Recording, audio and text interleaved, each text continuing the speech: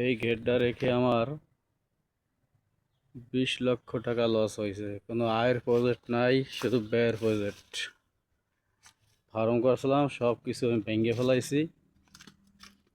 এই অবস্থান। এত জঙ্গল হয়, সাপ কেউ কুলানো যায় না। কিছু মাছ ছাড় আছে পুষ্কুনি যায়, কিন্তু তারপরও কিছু দিশে খিসে পাওয়া যায় না। আমি এই যে গেট দিয়েই আমি অধপতন হয়ে গেছি,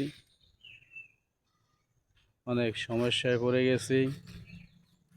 এই গেটটার এক সালাম 10,000 টাকা মাসে, চিনতে পারছেন?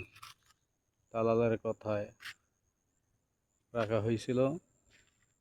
আমি এককালে শেষ হয়ে গেছি এই গেটটা রেখে। পুষ্কুনির কি অবস্থা দেখেন, এত সাফ করি তারপরও কুলানো যায় না, যা লাগাই তাই হয় না, এমন এক অবস্থা। অনেক লসের সম্মুখীন হয়েছি, অনেক ধরা খাইয়েছি। আল্লাহ হাফেজ।